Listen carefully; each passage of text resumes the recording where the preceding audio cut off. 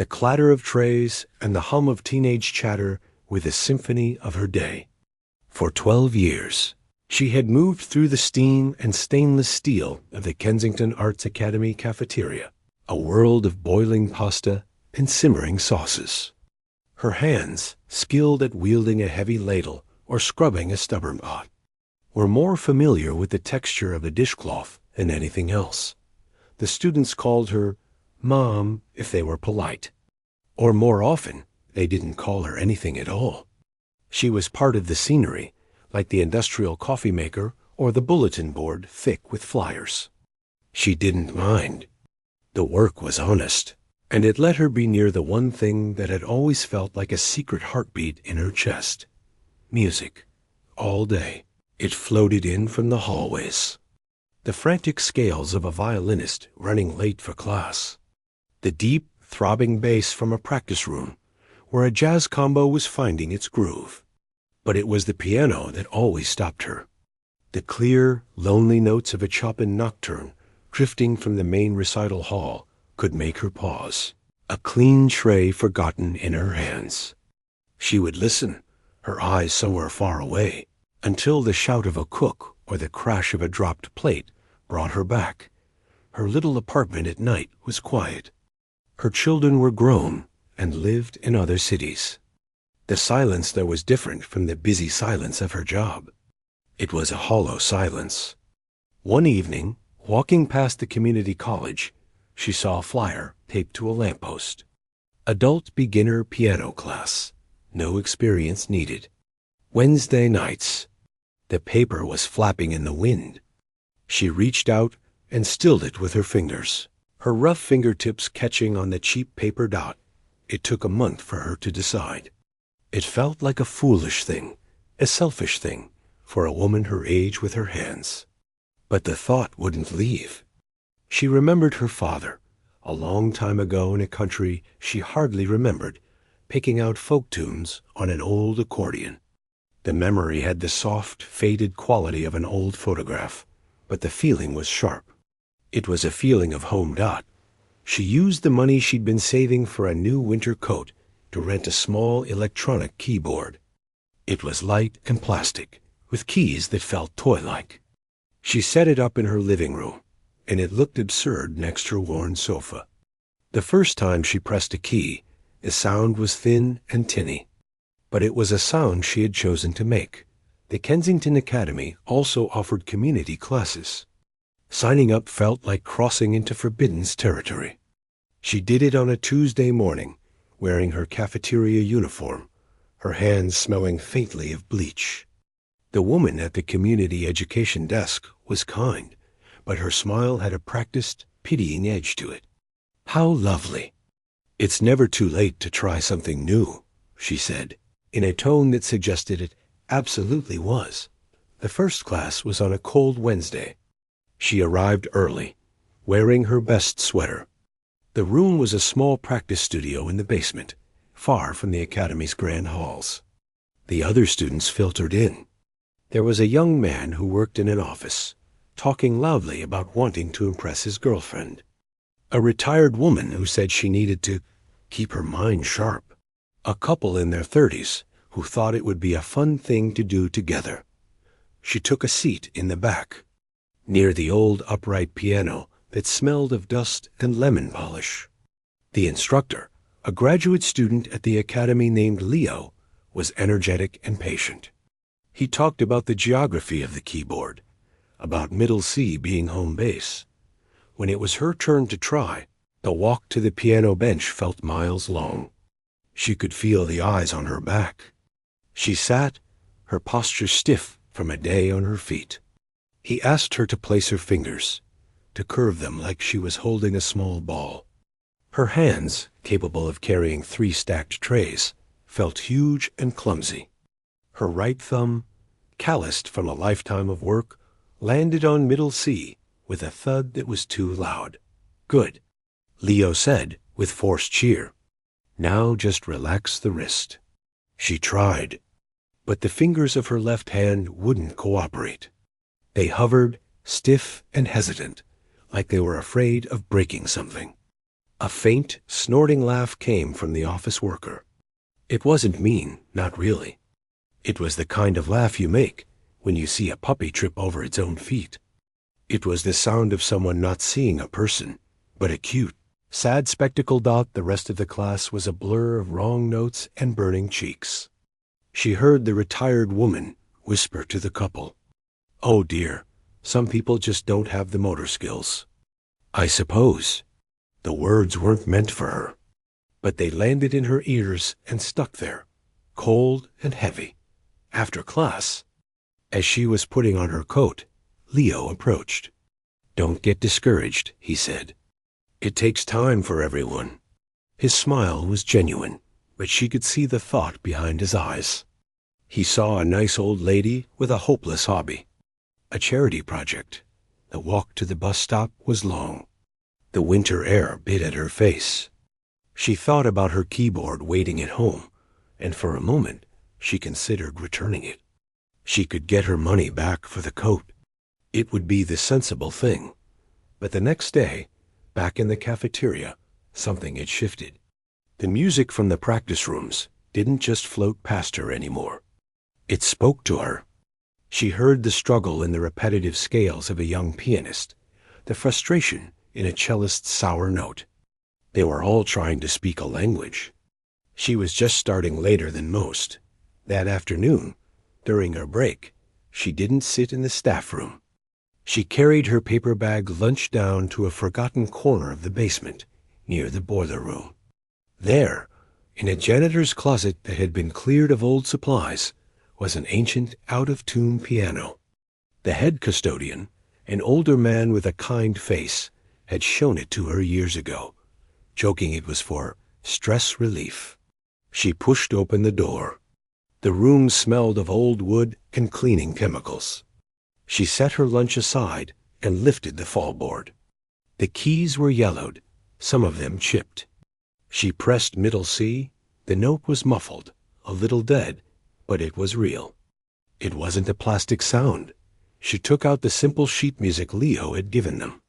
It was a children's song, just 5 notes. She placed her stubborn, work-worn hands on the yellowed keys. Her left hand still refused to bend right. The rhythm was a mess. But here, alone with the humming boiler and the scent of pine-scented cleaner, there was no one to laugh. There was no pity. There was only the problem in front of her, getting these 5 notes to sound like a song. She played the sequence wrong. Then again, and again. On the 10th try, her pinky finger, which had always felt so separate from the rest of her hand, finally hit the right key at almost the right time. It wasn't music. Not yet. It was a small, stubborn click of a puzzle piece finding its place. A smile touched her lips, a private, determined thing. She didn't hear the bell for the end of her break. She was too busy, in that small room full of mops and shadows, teaching her hands to sing. The janitor's closet became her sanctuary. Every afternoon, for 25 precious minutes of her lunch break, she would slip away. The world of the cafeteria, the shouting cooks, the clanging metal, the chatter of students would fade behind the heavy door. In its place was the hum of the boiler, the smell of dust and lemon polish from the old upright piano, and the sound of her own slow, determined progress. The piano was terribly out of tune. The middle G key stuck sometimes, and the high notes had a thin, tinny whisper. But she didn't mind. Its imperfections hid her own. Here, a wrong note was just a wrong note, not a cause for pity or laughter. She had bought a cheap notebook, and in it, with careful handwriting, she wrote down everything Leo said in class. Fingers like a bubble. Weight comes from the arm, not the knuckle. She drew little diagrams of hand positions. Her progress was not like the others in her class. The office worker had learned a simple melody by the 3rd week. The retired woman could read the notes on the staff with quick, bird-like precision. But she, the woman from the cafeteria, still struggled. Her hands, so strong and sure with a soup pot or industrial cleaner, felt like foreign, clumsy things on the keyboard. They didn't want to curve. They wanted to flatten, to grip, to do the work they had always known. The ridicule in class was never direct. It was a quiet, polite thing, which somehow made it worse. It was in the way the young couple would exchange a glance when she was asked to play an exercise. It was the patient, overly slow way the retired woman would help her. "No, dear, that's an F, see? The one with the little flats on? Right here." Her finger would point, manicured and smooth, next to the woman's own, with its short, practical nails and the permanent stain of vegetable peel under one. One Wednesday, she arrived to find a sheet of music left on the piano bench. It was not the simple children's song they were learning. It was a complex piece, all swirling notes and strange symbols. At the top, it said Etude Op. 10, No. 4, in elegant script. It was a storm of black ink on the page. She stared at it, confused. Leo picked it up, puzzled. "This isn't ours. Someone must have left it from an advanced class." He smiled at her. A bit of a leap from Twinkle, Twinkle, right? She saw the office worker smirk, hiding it behind a cough. She understood then. It was a joke. A message. Someone, maybe one of the academy students who saw the lunch lady in class, maybe one of her own classmates, thought it was funny. A little reminder of where she stood, of the vast, impossible distance between what she was and what a real pianist looked like. She felt a hot flush creep up her neck. She said nothing, just carefully moved the advanced music to the side and placed her own simple sheet on the stand. The worst moment came during a class on rhythm. Leo was teaching them about a waltz, the steady 1-2-3 beat. He asked them to clap it out. She could feel it, the strong downbeat and the two lighter steps, like a graceful dance. But when she tried to clap it, her hands betrayed her. They moved with the stiff, practical rhythm of scrubbing a counter, not dancing. She was a fraction of a second behind, her claps too heavy. Missing the likeness. The retired woman sighed, a small, exasperated sound. The office worker muttered, not quite under his breath, "Some people just don't have the ear for it. You can't teach rhythm." The words landed in the quiet room. Leo quickly moved on, but the sentence hung in the air. You can't teach rhythm. It felt like a verdict. It said her effort was pointless. It said the music she felt so deeply inside her when she heard it would forever be trapped there. Because her body, her age, her very being, were not the right instruments. That night, in her apartment, she almost gave up. The rented keyboard sat silent. Her notebook of careful diagrams seemed foolish. She looked at her hands in her lap, turning them over. They were good hands. They had raised children. They had worked hard. They had provided. Why was she asking them to do this impossible, frivolous thing? The feeling of the cold bus seat on the way home from that first class returned, that wave of sensible shame. But the next day, in the cafeteria, a strange thing happened. A group of violin students was practicing in a nearby room for a chamber competition. The piece was fast and frantic, full of tension. But as she listened, her hands deep in soapy water washing trays, she didn't hear the perfection. She heard the struggle.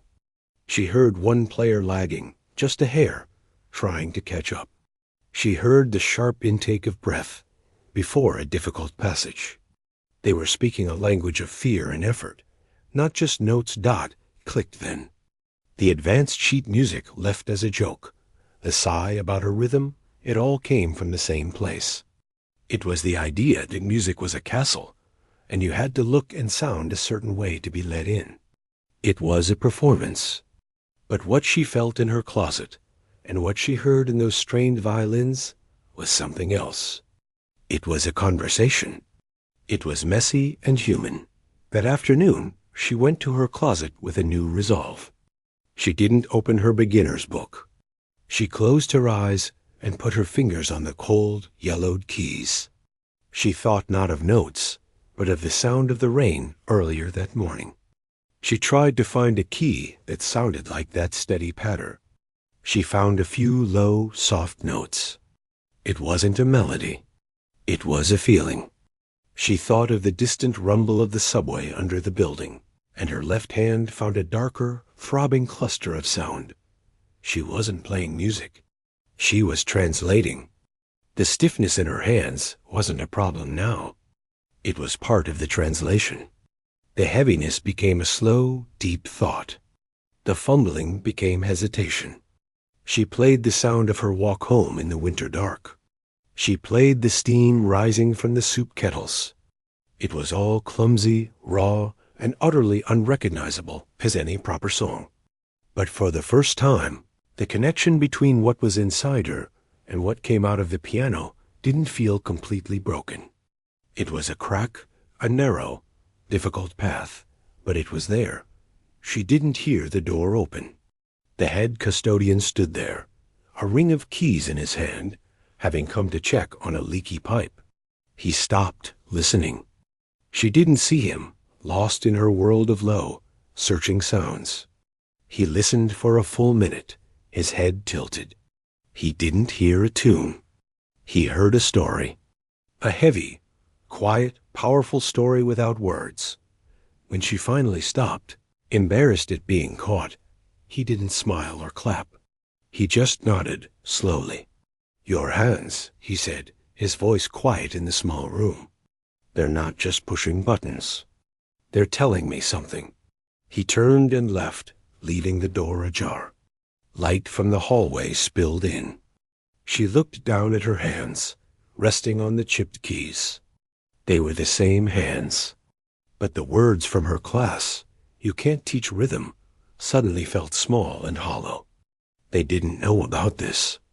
They didn't know about the rhythm of a long life, of quiet mornings, of hard work, that had a beat all its own. And she was just beginning, note by stubborn note, to learn how to play it. The janitor's quiet words stayed with her. They were a small, sturdy gift. "They're telling me something." For the first time, someone had not heard a mistake, or a struggle, or a sad hobby. They had heard a voice. It changed the air in the closet. It wasn't just a hiding place anymore. It was a practice room. She began to experiment. She still worked dutifully on the simple pieces from Leo's class, her notebook filled with careful markings. That was the language she had to learn, the alphabet. But in the last 5 minutes of her break, she would let go. She would think of a feeling, the deep, lonely whistle of a distant train at night, or the warm, buttery sunlight that fell through her apartment window on a Saturday morning. And she would try to find its shape on the keys. It wasn't pretty. It was searching. Sometimes it was just 2 notes, played over and over, with a space between them that felt exactly right. She started to notice things in the music that floated through the Academy's halls. Before, a flawless performance by a piano prodigy was just a beautiful, distant thing. Now she heard the emptiness in it sometimes, the technical perfection that had no breath behind it. She heard the difference when a student played with fear of a wrong note, fear of the teacher's judgment, and when, just occasionally, one played with something that felt like longing. She was learning to listen with her bones, not just her ears. One Wednesday, a minor crisis changed everything. There was a burst pipe in the wing where the community classes were held. Leo met them all in the hallway, his face apologetic. "Our room's flooded," he said. "But they've let us use the recital hall for tonight. Just for tonight. It's a real treat." A murmur of excitement went through the class. The recital hall was the heart of the academy. It was where the real musicians played. For her, it felt like a sentence. The walk to the grand oak-paneled hall was long. Her feet, comfortable and sensible shoes on linoleum, sank into the thick, silent carpet. The air smelled of old wood and velvet, not bleach and old food. And there, On the vast stage sat a grand piano. It was a sleek, black creature, gleaming under the subtle stage lights. It looked like a sleeping panther. Her classmates filed in, their whispers echoing in the high ceiling. They took seats in the plush auditorium chairs, giggling like tourists. She hung back, her heart thumping hard against her ribs. "Okay, who wants to go first?" Leo said, cheerful from the stage. "Come on, a chance to play a real concert grand." The office worker volunteered. He marched up, sat at the magnificent instrument, and played his simple piece. The piano's sound was immense, rich and full. It made his basic melody sound more important. He finished with a flourish. Grinning, one by one, they went. The retired woman played her piece neatly, the grand piano making her sound confident and clear. The young couple went together for a duet, their mistakes amplified by the incredible sound. Then Leo looked at his clipboard. "You're next," he said, his eyes finding her at the back of the hall. All the air left the room. She could feel every eye on her. She saw the office worker lean over and whisper something to the retired woman, who smiled a thin, tight smile. This was the punchline. The lunch lady on the grand stage. The contrast would be hilarious. She wanted to melt into the carpet dots slowly. She walked down the aisle. The steps up to the stage felt like a mountain. The piano grew larger with every step. Up close, it was terrifying. Its surface was a mirror, reflecting the anxious lines of her own face. She sat on the plush bench. It was too low. She adjusted it, the mechanism smooth and silent, unlike the noisy crank on the old upright in the closet.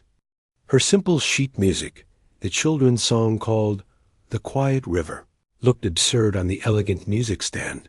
She placed her hands on the keys. They were cool and smooth as ice. They had a weight, a resistance, that her plastic keyboard and the old upright did not. This was an instrument that demanded respect. She began. The first notes were too soft, swallowed by the size of the hall. She pressed harder. The sound that came out was loud, but it was just noise. It was her familiar clumsiness, but now broadcast in glorious concert hall stereo. A titter of laughter came from the auditorium, quickly shushed. Her hands froze. The sheet music blurred in front of her. She was back in the first class, hearing that snort of laughter, feeling the heat in her cheeks. But then she looked down. She saw her own hands resting on the beautiful ivory. They were out of place. They were wrong. And in that moment of sheer panic, she stopped trying to be right. She stopped trying to play the notes on the page for these people. She thought of the actual quiet river behind her childhood home. She remembered the specific sound it made in the winter, a soft gurgle under a shelf of ice. It wasn't a cheerful children's tune. It was a cold, patient, lonely sound. She took a breath, a deep one that filled her lungs. She let her shoulders drop, and she began again. This time, she didn't just play the notes. She played the space between them.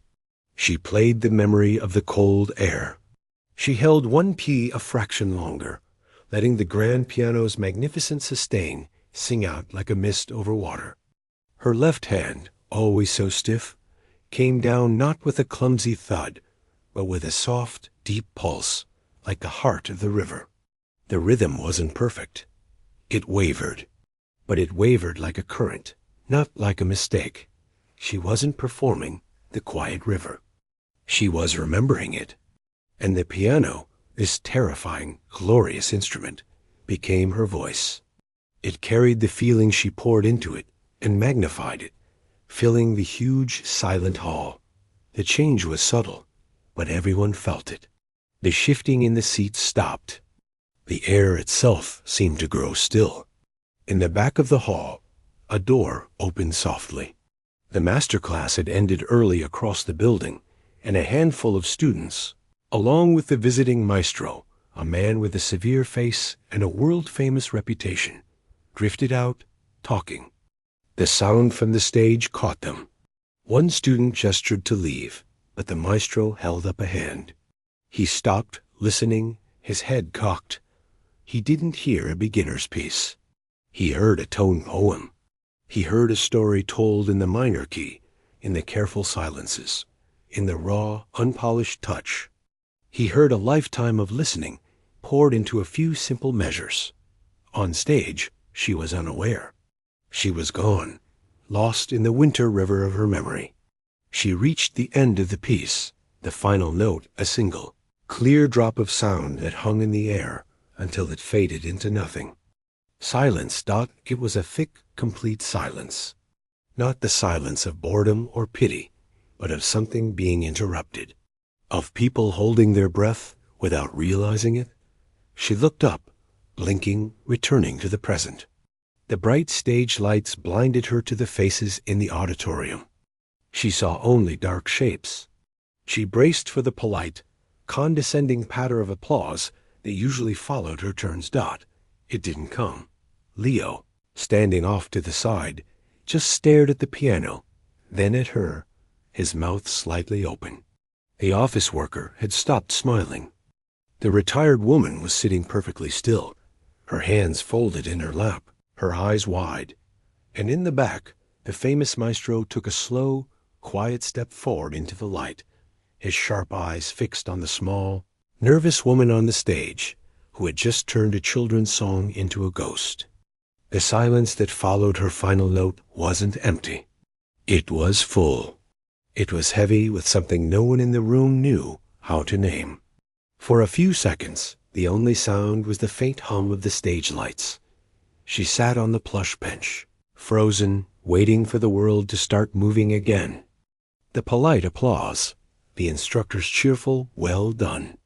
The quiet sighs of her classmates, relieved their own turn hadn't gone so awkwardly. But none of that came. Instead, from the darkness at the back of the hall, a single slow clap began. It wasn't loud. It was deliberate. Asterisk, clap, clap, clap, asterisk, all heads turned. Leo, the instructor, squinted, and his eyes went wide. He recognized the famous maestro immediately, the sharp jaw, the intense eyes, the way he carried himself like a prowling cat. The maestro took another step forward, the light from the stage finally catching his face. He wasn't smiling. His expression was one of deep, serious curiosity. The sound of his solitary applause broke the spell. The rest of the class joined in, but their clapping was different now. It wasn't the pattering, obligatory sound from before. It was hesitant, confused, but genuine. They were clapping for what they had felt, not for what they thought they should feel. Dot. She finally looked out, shielding her eyes from the light. She saw the dark shapes of her classmates and the distinct figure of the maestro walking slowly down the center aisle. Her heart, which had just settled, began to hammer again. What had she done wrong now? Had she broken some rule? Was this great musician coming to scold her for touching such a fine instrument? The maestro stopped at the edge of the stage. He looked up at her, not with pity or impatience, but with a direct, piercing focus she had never experienced before. "What is your name?" he asked. His voice was not loud, but it carried in the quiet hall. It had an accent, a musical lilt she couldn't place. She told him, her own voice a soft whisper in the microphone of the grand piano. He nodded slowly, as if filing the information away. Then he gestured to the keyboard. That piece, The Quiet River. Who taught you to play it like that? The question confused her. Like what, sir? I have a teacher, Leo. She gestured weakly towards her instructor, who looked like he might faint. The maestro shook his head, a quick, impatient movement. No, not the notes, the sound, the space, the memory in it. Who taught you to put the memory in? She was utterly lost. She looked down at her hands, resting in her lap. No one, she said honestly. I was just... trying to remember what a river sounds like in winter. A murmur went through the small audience. The retired woman leaned forward, straining to hear Dot. The maestro's severe face did something unexpected. It softened just around the eyes. He gave a single, slow nod. "Yes," he said, more to himself than to her. "That is it. The memory." He looked at her directly again. "You have had lessons for how long?" "3 months," she whispered. A ripple of shock went through the students lingering at the back. 3 months? The maestro's eyebrows lifted slightly.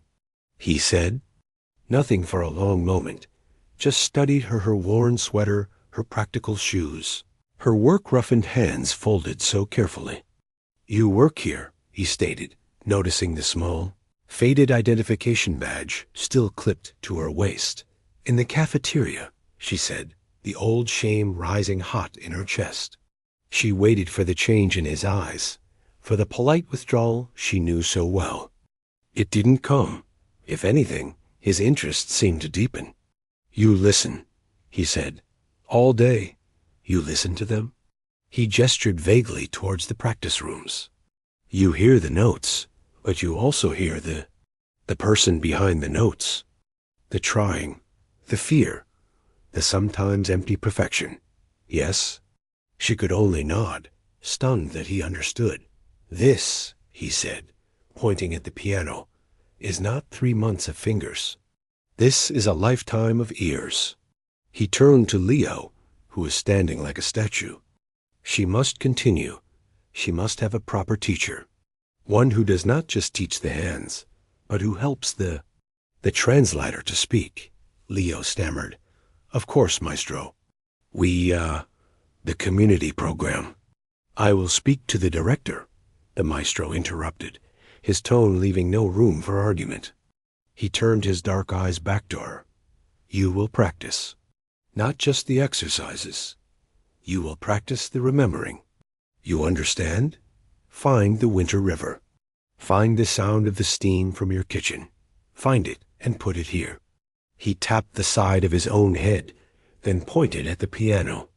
And with that, he gave her one last, long look, turned, and walked back up the aisle, his students falling in behind him like ducklings. The heavy door to the hall swung shut with a soft thud, leaving a vacuum of silence behind. The class was dismissed. It was over, but no one moved. Her classmates gathered their things in a quiet, awkward shuffle. They looked at her now, not with ridicule, but with a kind of bewildered respect. The office worker opened his mouth as if to say something, then closed it and just nodded at her. The retired woman walked past, paused, and said, very quietly, "That was very evocative, dear." It was the greatest compliment she had ever given. Leo was buzzing with nervous energy. "Do you know who that was?" "That was. He's a legend. He never does that. He hears 1,000 prodigies and says nothing." He looked at her as if seeing her for the first time. "What you did, it wasn't about being right. It was about being real." She packed her simple sheet music into her bag. Her hands were trembling. She felt dizzy, like she had stepped off a fast-moving carousel. The walk back through the grand halls felt different. The portraits of famous composers on the walls didn't seem to stare through her anymore. They just looked back. She didn't go to the janitor's closet the next day. She was too shaken. But the day after, she returned. Nothing had changed. The boiler still hummed. The keys were still yellowed. But everything had changed. She sat down and placed her hands on the familiar chipped keys. She closed her eyes. The maestro's words echoed. "Practice the remembering." She thought of her. First day at the academy, 12 years ago, scared and not speaking much of the language, mopping a floor that seemed to stretch for miles. The feeling was one of cold loneliness, but also of a fierce determination to survive. She let her left hand find a low, steady, repetitive note, a heartbeat of effort. Her right hand traced a higher, fragile line above it, a melody of hope, thin as a thread, weaving through the grind. It wasn't a song. It was a diary entry, written in sound. She played for her 25 minutes. When she finished, she realized the door to the closet was slightly open. Not by much, just a crack. And in that crack, she saw the shadows of feet. Not one pair, several. Students standing silently in the hallway, listening. They didn't knock. They didn't come in. They didn't burst into applause. They just listened. And when she stopped, after a moment, the shadows quietly moved away. The rumor, it seemed, had started to spread. The lunch lady who made the great maestro stop and listen. The woman who played more than just notes. The story was too strange not to be told. And now, for the first time, they weren't laughing. They were curious. They were, from a respectful distance, beginning to hear her. The crack in the door became a new normal. It was never fully open, never invitation. But during her lunch breaks, she would often see the soft shadow of feet on the other side, or hear the faint, almost silent rustle of someone settling against the hallway wall to listen. No one ever interrupted. It was an unspoken rule. This was her time, her space. They were just borrowing a little of the sound. Her classes changed. Leo, under the clear instruction of the academy director, who had indeed gotten a call from the famous maestro, became less of a teacher and more of a guide. He gave her more challenging pieces, but he stopped correcting her rhythm in the old way. Instead, he would say things like, "I feel a storm coming in that section, but it gets stuck. Let the clouds break." He was learning her language. The other adult beginners in the class now treated her with a quiet deference. The joking had stopped completely. They watched her, not to see her fail, but to try and understand what she was doing. Sometimes they would ask, "How did you think to make that part so sad?" She never had a technical answer. "It just felt like walking home in the rain," she'd say, and they would nod slowly, trying to connect the feeling to the notes. But the real change was in the cafeteria. The students, especially the younger ones, began to look at her. Really look. Before, she was part of the furniture. Now, she was a person with a story. A boy, a violinist with perpetually nervous eyes, was the first to speak. As she handed him a plate of pasta, he didn't just mumble, "Thanks." He hesitated, then said, "I heard you play." "In the closet. It didn't sound like practice." She looked up, surprised. What did it sound like? He thought for a moment, struggling for the word. It sounded like an answer. He blushed and hurried away. After that, little interactions happened. A piano student would quietly ask if the lemon cake was good today, their eyes shy but friendly.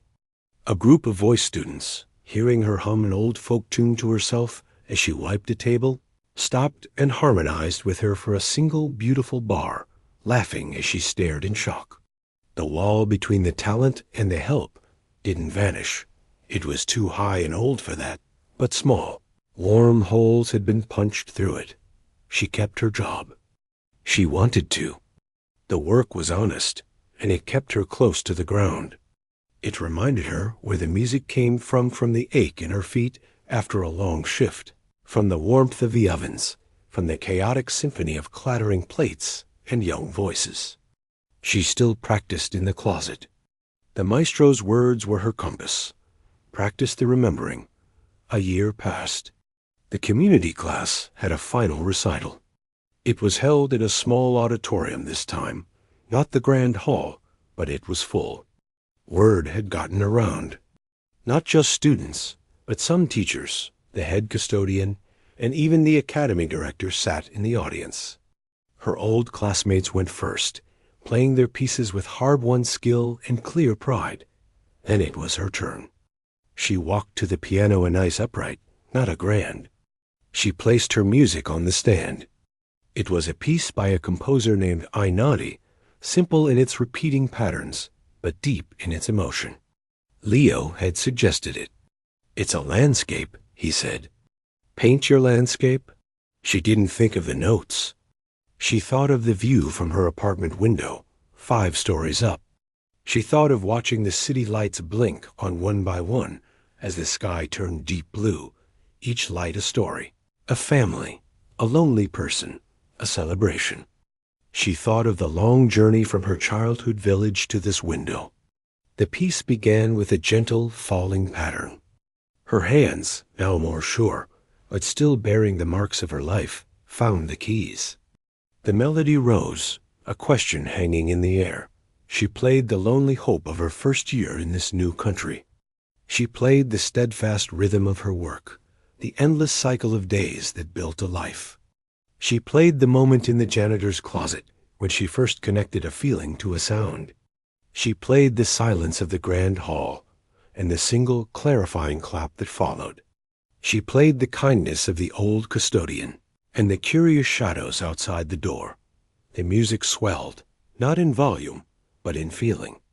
It was complex now, not because the notes were technically difficult, but because the emotion was layered, like years stacked on years. There was sorrow in it, but no self-pity. There was joy in it, but it was a quiet, earned joy. It was the sound of a person becoming whole. Note by note dot, when the final chord faded, the silence was absolute for a full 3 seconds. Then the applause didn't just start. It erupted. It was loud and warm and lasting. Her classmates were on their feet. The director was nodding, a genuine smile on his face. The head custodian whistled through his teeth, but her eyes found the back of the room. Standing there, having slipped in unnoticed, was the maestro. He was not clapping. He stood with his arms crossed, his head tilted, and on his famously severe face was a small, clear, undeniable smile of satisfaction.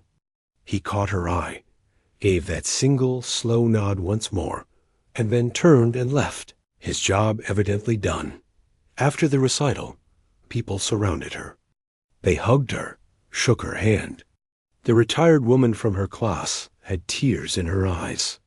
"You made me see my own garden," she said, confused and delighted by the fact. Later, as she was packing her music away in the now quiet room, Leo approached. He had an envelope in his hand. "This is from the director," he said, his voice thick with emotion. "It's a scholarship for next semester, for private lessons with a faculty member. With me, if you'll have me. But, honestly, I think I'd be learning more from you." She took the envelope, her fingers trembling. It wasn't just paper. It was a key to a room she'd only ever been allowed to clean. "Thank you," she said, her voice husky. "No," Leo said, shaking his head. "Thank you. You reminded everyone in this building what we're actually here for. It's not to be perfect. It's to be human." She walked home that night under a sky full of stars. The city sounds were her accompaniment. She thought of the long, winding path that had led her here, from the quiet listener in the cafeteria, to the ridiculed beginner, to the woman who spoke in music from a janitor's closet. They had ridiculed her for trying the piano. They had scoffed at her hands, her age, her place in the world. They had left sheet music like cruel jokes and sighed at her clumsy rhythm. But her musical brilliance, a brilliance not of speed or precision, but of deep, honest feeling, had indeed left them speechless. It had silenced the laughter and replaced it with listening. It had turned pity into respect and mockery into wonder. She unlocked the door to her apartment. Inside, her rented keyboard waited. Soon she might afford a real piano. She sat down, not to practice an exercise, but to have a conversation, to remember, to speak in the only language that had ever truly felt like her own. The journey wasn't over. It was just beginning. And for the first time, the silence around her didn't feel hollow. It felt like an audience, waiting patiently for whatever she needed to say next.